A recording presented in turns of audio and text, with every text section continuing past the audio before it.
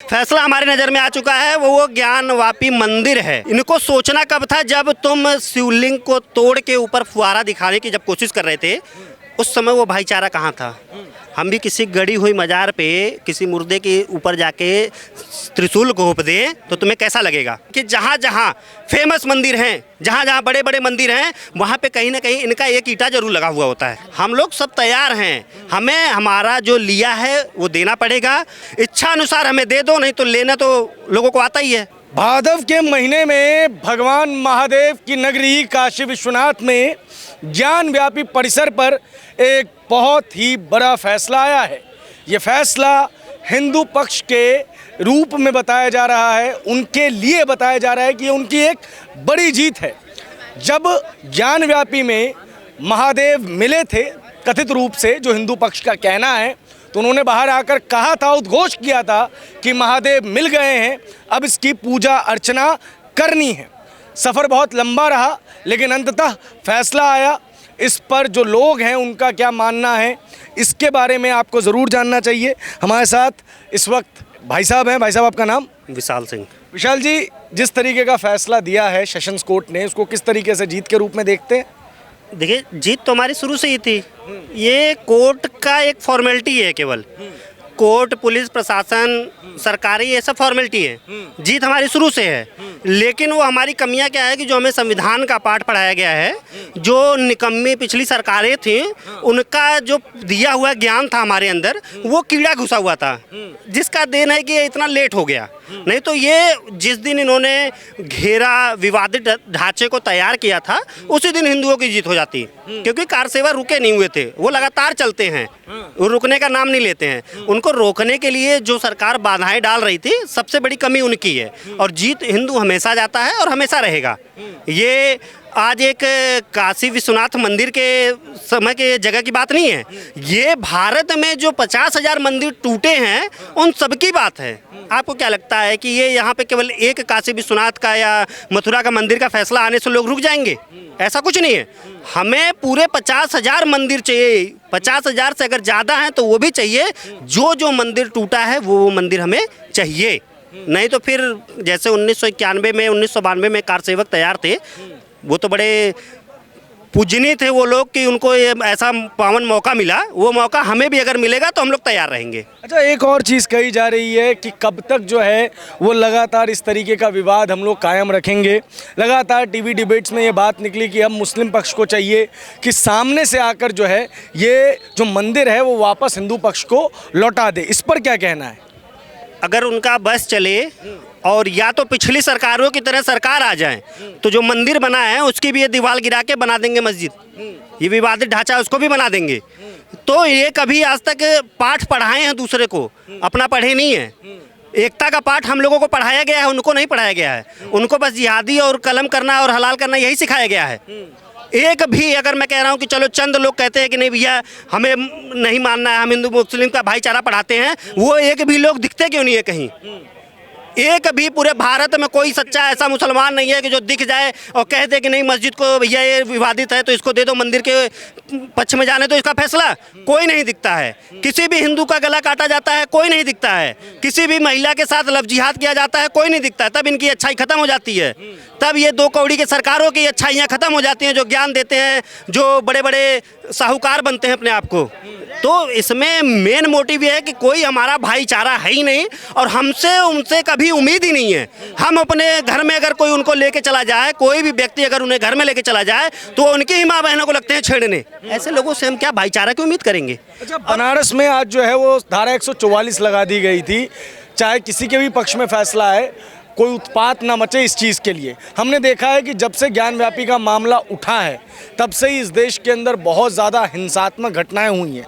अब चूँकि हिंदुओं के पक्ष में ये फैसला बताया जा रहा है, आपको उम्मीद है कि फिर से कुछ इस प्रकार की घटना देखने को मिल सकती है? देखिए, पहले तो वो किसी के पक्ष में नहीं, वो हिंदुओं के पक्ष में ही फैसला आएगा। और किसी के पक्ष में फैसला आएगा ही नहीं, पहली बात उसके बारे में कोई सोचना ही नहीं है। और धारा 144 इसलिए लगाया गया है क्योंकि जानते हैं कि बहुत दिनों से पत्थरबाजी कहीं हुआ नहीं है। बहुत दिनों से जो जुम्मे के बाद शुक्रवार को पत्थरबाजी होता था वो हुआ नहीं है। तो पहली बात, सरकार ऐसी है वहाँ पे, वो मजबूती वाली सरकार है कि अगर कोई एक पत्थर उठाएगा तो उनके ऊपर बुलडोजर से दबा दिया जाएंगे उसी जगह पे, उसी सड़क पे। तो ऐसा कोई पत्थरबाजी करने का नौबत नहीं आएगा। पुलिस प्रशासन हमेशा मुस्तैद है वहाँ पे। जब तक महाराज जी हैं तब तक कितने भी मंदिर का फैसला आ जाए कोई चूं तक नहीं करेगा। लेकिन जैसे ही महाराज जी चलते जाते हैं या भाजपा की सरकार हट जाती है, वैसे ही देखना कि जो कोर्ट में मामला चल रहा होगा उसके लिए भी यूपी में दंगे शुरू हो जाएंगे। उसके लिए भी उनको पैसे दे दे के कहेंगे कि नहीं भैया तुम दंगे करो। तो सरकार के मुखिया अगर सही है तो कोई घर में परिवार में हिल नहीं सकता है। तो इस समय उत्तर प्रदेश का मुखिया सही है, पुलिस प्रशासन अपने आप टाइट है। अच्छा, सेशन कोर्ट ने अभी सिर्फ इतना ही कहा है कि इसके ऊपर सुनवाई होगी, ये नहीं कि इसके अंदर मंदिर ही है या ये मस्जिद ही है, कोई फैसला नहीं दिया। लेकिन तब भी कई लोगों ने एक बार फिर से 1991 की जो वर्शिप एक्ट है उसकी दलील देनी शुरू कर दी, कहना शुरू कर दिया कि संविधान खतरे में है, देश खतरे में है, देश को तोड़ने की साजिश रची जा रही है। इस पर क्या कहना है? देखिए, पहली बात तो आपको पता नहीं कहाँ से लगेगा कि लग रहा है कि फैसला आएगा तो होगा तो होगा। फैसला हमारी नज़र में आ चुका है, वो ज्ञानवापी मंदिर है। हमने उसको गूगल पे भी ज्ञानवापी मस्जिद वो ऐड करके ज्ञानवापी मंदिर ही कर दिया है और लगातार ऐसे 10 लाख लोगों ने किया है। तो उसमें फैसले में कोई दो राय नहीं है। और रही बात कि इनके फैसले की ये क्या सोचेंगे क्या नहीं सोचेंगे, इनको सोचना कब था जब तुम शिवलिंग को तोड़ के ऊपर फुहारा दिखाने की जब कोशिश कर रहे थे, उस समय वो भाईचारा कहाँ था। हम भी किसी गड़ी हुई मजार पे किसी मुर्दे के ऊपर जाके त्रिशूल घोंप दें तो तुम्हें कैसा लगेगा, तब वो भाईचारा कहाँ दिखेगा। तो ये जो भाईचारा का ढोंग और जो मस्जिद को एक हर जगह आप ये देखिए, जहाँ जहाँ फेमस मंदिर हैं, जहाँ जहाँ बड़े बड़े मंदिर हैं, वहाँ पे कहीं ना कहीं इनका एक ईंटा जरूर लगा हुआ होता है। तो ये जो षड्यंत्र को बदलना है, उसको बदलने के लिए हमें कोर्ट का सहारा लेना पड़ रहा है। लेकिन मैंने आपको बोल दिया है कि कोर्ट का सहारा इसमें कुछ नहीं है। हम लोग सब तैयार हैं, हमें हमारा जो लिया है वो देना पड़ेगा। और जो हमने आपका लिया है, ऐसा आज तक कोई केस दर्ज नहीं हुआ है कहीं पे भी, एक भी FIR या एक भी कोर्ट में जाके कोई भी कह दे कि नहीं भैया ये मस्जिद की ज़मीन है इन्होंने लिया है। हर जगह आपने ही लिया है, इच्छा अनुसार हमें दे दो, नहीं तो लेना तो लोगों को आता ही है, कैसे लेना। एक और पक्ष है, लोगों का मानना यह है कि देश में जो बाकी मुद्दे चलते रहते हैं उनको दबाने के लिए भारतीय जनता पार्टी प्लानिंग के रूप में इस प्रकार के मुद्दों को उठा देती है ताकि लोग जो हैं इन बहसों में पड़ जाएं। नहीं, अच्छी बात है। मैं कह रहा हूँ लोग देश में बाकी मुद्दे पड़े हैं ना, लाए सरकार तत्काल लव जिहाद पे कानून बनाए, पूरे भारत में लागू करे। मैं भी तो कह रहा हूँ कि बाकी मुद्दे क्यों नहीं सरकार उठाती है। ले आए सिविल कोड, जनसंख्या नियंत्रण कानून, ले आए पाकिस्तान के हलक में से निकाल के POK। बाकी मुद्दे तो मैं भी कह रहा हूँ कि भाजपा लेके आए, लेकिन मेन मुद्दा जो हमारे धर्म से, जो हमारे आस्था से जुड़ा हुआ है, वो हमें पहले रखना है। हमारे लिए आस्था कोई मजाक नहीं है। अगर वो शंकर भगवान का आपने केवल शिवलिंग पूजा करते हुए देखा है, उनके हाथ में पकड़ा हुआ त्रिशूल आप लोगों ने देखा ही नहीं कि वो त्रिशूल किस काम आता है। तो उस वजह से उस प्रकार से हिंदुओं को विवश ना किया जाए। पूरे बनारस में अगर आज हर हर महादेव के नारे लग रहे हैं तो ये जीत है। और इसका कोर्ट का फैसला कब आएगा, कोर्ट का फैसला कब नहीं आएगा, उससे हमें मतलब नहीं है। ये हमारी जीत हो चुकी है। लोग अयोध्या में भी कह रहे थे फैसला आएगा, लास्ट तक देखेंगे, लास्ट तक देखेंगे। हुआ क्या? जहां हम सच हैं वहां पे कोर्ट को दोनों तरफ का पक्ष देखने के बाद सच्चाई के साथ ही जाना है। और वो सच्चाई हम हैं, वो आप भी जानते हैं, कितने भी पत्रकार हों, लेकिन है तो हिंदू, धर्म तो वही है।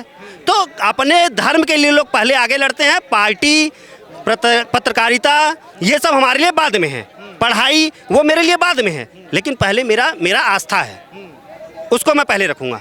अच्छा, ये जिस प्रकार का मसला अभी चल रहा है ज्ञानव्यापी को लेके, उसमें ये कहा जा रहा है कि हिंदू पक्ष की एक बड़ी जीत हुई है। इस पर आपका क्या कहना है? मैं कोई जीत नहीं है। आज सोमवार का दिन है, हर हर महादेव। ये जीत नहीं है, ये सिर्फ वापसी है। ये मुगलों द्वारा जो है, इन्होंने अत्याचार किया था, हिंदुओं पे आक्रमण किया था। हिंदुओं के लगातार स्थानों का, हिंदू के स्थान नहीं, जो भारत के लगातार जो बड़े बड़े स्थान थे, इलाहाबाद को, प्रयागराज को इलाहाबाद, फिर उसके बाद और कई ऐसे तमाम है, मैं गिनाऊंगा सुबह हो जाएगा। इन्होंने लगातार नाम बदला, मंदिरों पे मस्जिद बना दिया, चाहे वो अयोध्या हुआ, काशी मथुरा हुआ, अभी तो अयोध्या हुआ है, काशी हुआ है, ज्ञानवापी हुआ है, अब मथुरा की बारी है, हैदराबाद की बारी है। इन्होंने और जहां अत्याचार किए हैं, चाहे वो ताजमहल हुआ, चाहे कुतुब मीनार हुआ, हर जगह देखिए कुतुब मीनार पे आप जाइएगा, आधे अधूरे काम मिलेंगे, कोई भी काम पूरा क्यों नहीं हुआ है। आप दिल से फिर सोचेंगे तो वो काम पूरा क्यों नहीं हुआ है, क्योंकि इन्होंने सिर्फ आक्रमण किया है मुग़लों ने, और वो आक्रमण की सिर्फ वापसी है। अब हिंदुओं का टाइम आ गया है। हिंदुओं का पहले क्या होता था, पहले इस तरह हावी हो गए थे इन्होंने कि लोग त्रास्त हो चुके थे। अब जो है हिंदुओं का एक समय आ चुका है जो मैं आपसे लूँगा इस चीज़ के ऊपर, जो इन्होंने बात कही कि हिंदुओं का समय आ चुका है। योगेंद्र यादव का नाम आपने ज़रूर सुना होगा। पुराने केस में उन्होंने कहा था, मतलब जब पहली दफ़ा इस चीज़ की सुनवाई चल रही थी, कि एक दौर आएगा जब मुस्लिमों की जनसंख्या ज़्यादा हो जाएगी, फिर वैसा ही काम जैसा हम उनके साथ कर रहे हैं वो हमारे साथ करेंगे। इस प्रकार की धमकियों को लेकर क्या समझते हैं? देखिए, मैं योगेंद्र यादव Y+M, M और Y का मैं कॉम्बिनेशन समझता हूँ, क्योंकि जो इस प्रकार की अगर वो धमकी दे रहे हैं तो मैं उनको एक चीज़ ये बता दूं कि जब आएगा तब आएगा, हम वो नौबत ही नहीं आने देंगे। हमने क्या हाथों में चूड़ियाँ पहन रखी है? तुम्हें क्या लगता है कि तुम्हारी संख्या अगर ज़्यादा हो जाएगी, या तुम हम 100 करोड़ हैं या तुम 120 करोड़ हो गए तो क्या करोगे, हमें मार दोगे? 120 करोड़ पंचर बनाने वाले नहीं हैं, तो इसलिए 120 और 100 से हमें कोई मतलब नहीं है। ये खुलेआम कितनी पिछली सरकार, सपा की सरकार आई, खुलेआम हिंदुओं पे गोली चलाई गई, किसी ने क्या किया? कांग्रेस की सरकार थी, संसद भवन के सामने गौरक्षकों के ऊपर गोली चली, किसी ने क्या किया? तो जब तक, सही बात है कि सत्ता जिसकी होती है बोल उसका होता है, लेकिन जो सत्ता के आने से पहले हिंदुओं को नहीं पढ़ाया गया, जो नहीं बताया गया, जो लोग जागरूक नहीं थे, आज वो सक्षम हैं। आज अगर बगल वाले घर में कोई जाता है जिहादी तो लोग सतर्क हो जाते हैं, पूरा गांव सतर्क हो जाता है, कहता है कि देखना भैया तुम्हारे घर पे जिहादी आया था, कहीं ऐसा ना हो कि तुम्हारे घर में कोई जिहाद का शिकार बन जाए। तो वो जागरूकता पहले नहीं था जो कि आज है। तो इसलिए वो 100 करोड़ से आज जितने भी घुसपैठिए हैं, बांग्लादेशी हैं, पाकिस्तानी हैं, रोहिंग्या हैं, अफगानिस्तान के हैं, इस भारत ऐसा एक देश है जिसमें कोई भी आके बस जाता है, किसी का आधार कार्ड बन जाता है, किसी का पैन कार्ड बन जाता है, तो यहाँ पे वो अगर सारे मिला लिए जाए तो हमारे बराबर ही हैं। वोटर ID कार्ड से ही तो ये 40 करोड़ हैं, 45 करोड़ हैं। अगर ये फर्जीवाड़ा सारा मिला के देख लो तो ये हमारे सामने खड़े हैं। तो ये हमें डर पहले भी नहीं था, डर आज भी नहीं है, लेकिन बस बीच में कौन आता है? संविधान, जिसका हम पालन करते हैं। और अगर समय आई, अगर वो समय भी आया तो हम उसको भी साइड करके अपना जो होगा हक की लड़ाई लड़ेंगे। अच्छा, एक अंतिम चीज़, इसका सॉल्यूशन क्या है? कोई तो अंत होगा ना? सॉल्यूशन ये है, सीधा सीधा सॉल्यूशन मैं आपको दे रहा हूँ, किसी से पूछने क्या ज़रूरत है, हिंदू राष्ट्र घोषित कर दो, सीधा सीधा सॉल्यूशन है। उसके बाद देखिए कहीं लड़ाई झगड़ा, कहीं कुछ हो जाए, 50,000 जो मंदिर टूटे थे वो हमें दे दो। तुम्हें धर्म के नाम पे बंटवारा हुआ, अपने अपने देश चले जाओ। ठीक है, जो यहाँ पे हैं, जो भारत में रह गए, जो भारत को अपना देश मानते हैं, हिंदुस्तान को अपना देश मानते हैं, हम आज भी उनसे नफरत नहीं करते। उदाहरण देखिए, APJ अब्दुल कलाम राष्ट्रपति बने, लेकिन उसी से नीचे आइए थोड़ा सा, उपराष्ट्रपति बने हामिद अंसारी, कहते हैं मुसलमानों को भारत में डर लगता है। इतने बड़े पद पे तुम्हें बिठाया, इतनी बड़ी दल्ली पार्टी की, सोचो कि तुम्हें उतने बड़े पद पे बिठाने के बाद भी कह दिया कि नहीं हमें भारत में रहने पे डर लगता है।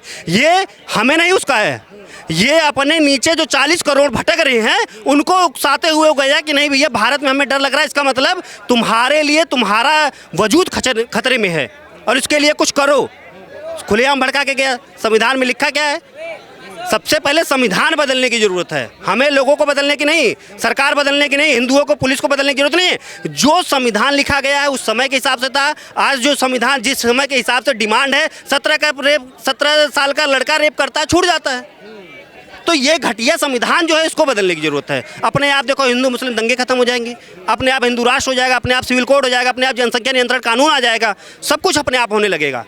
हिंदू मुस्लिम हम नहीं करते, 1947 से होता आ रहा है, हमारी तो आंखें अब खुली हैं। बहुत बहुत शुक्रिया हमसे बात करने के लिए। जिस तरीके से ज्ञानवापी प्रकरण पे आज जो फैसला आया है उसको लेकर एक पक्ष ने दोबारा से कहना शुरू कर दिया है कि ये कॉन्स्टिट्यूशनली जो है वो इनकरेक्ट है, क्योंकि 1991 का जो स्टेट ऑफ वर्शिप एक्ट था उसका उल्लंघन कर रहा है। इस पर क्या कहेंगे?